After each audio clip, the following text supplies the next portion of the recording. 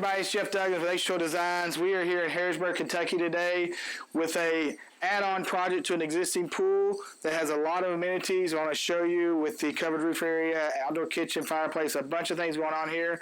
So let's get into this and let's dive into the details.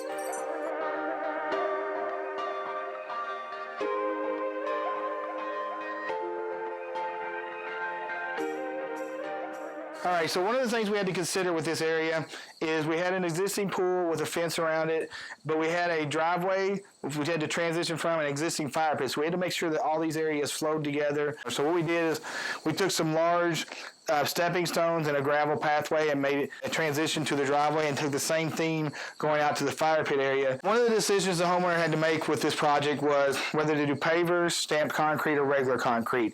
We chose to go with a mid-grade stamped concrete here versus the pavers, and just to keep the project within budget, also get a nice beautiful patio surface. What you'll notice with the transitions, there's a lot of transitions here because we had the existing pool that we had to transition from the older style pebble walkway around it. So butting the stamped concrete right up to that pebble actually worked out really well and made a nice transition. We had a raised backyard back porch here, so we had to make some steps going up. Rather than doing the small steps, like 1 foot steps straight down that everybody has off their back porch, we wanted to make something wide and inviting because with pool areas, there's kids. With kids, they run around the pool area. You can yell all you want to, but they're going to do that. So we wanted to make sure there was a nice wide area to transition down from the back porch. If you notice on this project, we broke the bar area up between the grilling area. The bar area with a refrigerator, kegerator, and a sink, and you can see how it gives us plenty of room between the components. Has a nice shelf, 42-inch shelf for bar seating, and behind here they can use this for serving and mixing drinks and doing whatever they want to. We got over to the outdoor kitchen area. Really was a must-have was an area for their big green egg. But we also talked about having a gas grill in that area will accommodate if you just want to do some quick hamburgers, hot dogs, or if you're cooking something, beans or potatoes outside of the egg when you're roasting your meat with that type of thing. So we wanted to have a secondary cooking appliance with that as well. And you also notice that there's a wide area for preparing your food, cooking, and also serving for that area. So that was kind of the design aspect and the decisions that were made in designing the bar and the kitchen area.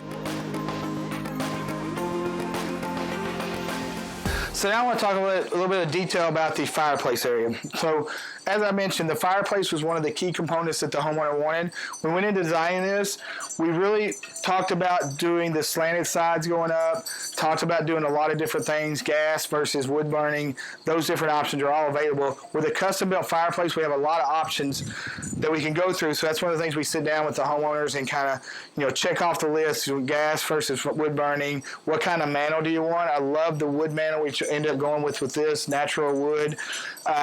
We chose to go straight up with the fireplace just because of the extra large TV they have out here. If we would have slanted the sides and went up with that, we would have had the TV hanging over, which wouldn't have looked nice. Also, the little hearth coming out, we chose to wrap it in and do all that. Just to give some area for the screen to sit there and to give it a little bit of aesthetics. Also, one of the things that we needed, since this is a wood-burning fireplace, the decision is: do we keep the wood on the back of the fireplace area where you have to walk around and get it, or do we build a wood bin into the side? For every homeowner, that choice is different. So we chose to do the wood area, make it out of the stone and block and then match up with the columns going around the pavilion with that. So let's talk about the pavilion area. Obviously, it's a covered pavilion, vaulted ceiling. A lot of different decisions with the pavilion areas as well. Size is one of them. If you go with a larger pavilion like this, you have the posts that intersect into the walk areas versus having a wide open area. You have the decision between putting the exposed rafters and putting the natural knotty pine on top of that or coming down below. With the knotty pine on top, you have to be creative with the lighting. What we did in this situation is we took some 12-volt LED lights and placed them around the header boards here and point them up into the top of the pavilion. So at nighttime, it gives a nice soft lighting in here that you can sit and enjoy, watch TV, and you're not being lit up super bright by spotlights and things like that. Another thing with the lighting that we did is we put some lights underneath the caps of the columns to give some lighting down in the walkway area so you can see to walk around. Another thing with the pavilion that we have to consider is there's a couple of different ways we can handle the posts that are coming down. With this pavilion, it's really large, so we was able to do columns around the post and still have nice wide walkways coming in.